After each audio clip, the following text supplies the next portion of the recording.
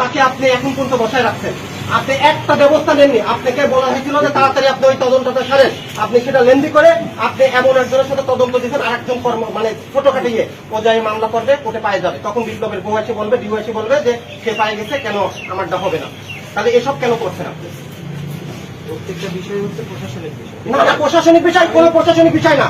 আপনি কেন আওয়ামী লীগের দোষরের টাকা জমা নিলেন? আপনার সংরক্ষিত এর ভিতরে একটা জবাব দিন।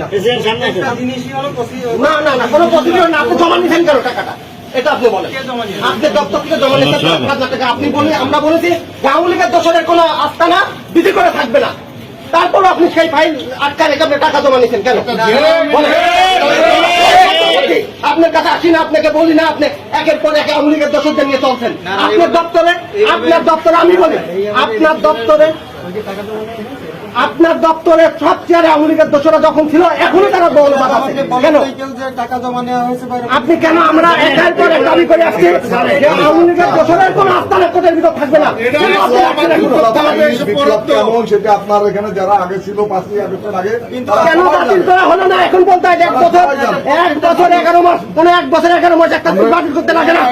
অনেক নির্যাতিত হয়েছে আমরা, আপনাদের কাছে এখনো নির্যাতিত আমরা। কেন? না না, আপনাকে অনেক টাইম দিচ্ছি। না না, 1 বছরে আপনি 1 বছরে কি ফলো আপ করছেন আমাদের দেখান। আপনি প্রোগ্রাম ছাড়েন, আপনি প্রোগ্রাম ছাড়েন স্যার। আমি বলি আপনি প্রোগ্রাম ছাড়েন, আমরা ফলাফল না নিয়ে আজকে যাবো না। আপনি না বুঝতে পেরেছি আপনার ওই বিষয়টা, আপনি তাহলে পুরোপুরি জানেন না। ওটা তো আমরা পাঠিয়েছিলাম। তারপরে আমি আবার একটা কমিটি করে দিয়েছি, সেই কমিটির রিপোর্টটা না পেলে তো সেই কমিটিতে কেন স্যার বিপ্লবের বোর সাথে আরেকজনকে ঢুকানো হলো? একটা সিম্পল বিষয় নিয়ে, মানে বিপ্লবের বোর সাথে আরেকজন শিক্ষকের ঢুকাই দেওয়া হয় একই চিঠিতে, একই স্মারকে। আমাদের দুইটা বিষয় তো, ওইটাও তাকে সাসপেন্ড করা হয়েছে। এইবার ওই ছেলেকে আপনারা সাসপেন্ড করতেন কোনো ইয়ে বাতিল। এই বিষয়টা আমি বলি আমাদের প্রশাসনিক বিষয়। আমি বলি শপথ বাদে আপনি করছেন, ওই ছেলে কাল হাইকোর্ট যাবে, রায় ওটা ফেরত পাবে। বিপ্লবের বউ 20 বছর পর এসে বলবে সে রায় পাইছে, আমিও বৈধ, কারণ আমাকে অবৈধভাবে করাই দিল। তাতে আপনি কেন এই দুটো জিনিস এক জায়গায় ঢুকালেন? এটা আমি আপনাকে ব্যাখ্যা দিতে পারবো না। আমার প্রশাসনিক বিষয়ে আপনারা বলতে পারেন যে আমরা কি করছেন, আমরা তো ব্যবস্থা নিচ্ছি। না, আপনি নেননি। মানে টেকনিক্যালি আপনি 1 মাস ধরে কি করছেন আপনি বলেন? না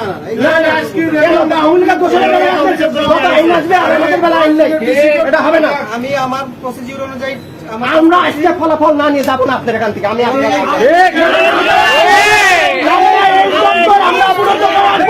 যতক্ষণ আওয়ামী লীগের দোষরদের বিরুদ্ধে ব্যবস্থা নেওয়া হচ্ছে, আপনি শোনেন, এত সহজ না, যতক্ষণ আওয়ামী লীগের দোষরদের বিরুদ্ধে ব্যবস্থা না নেবেন আমরা এখান থেকে যাবো না।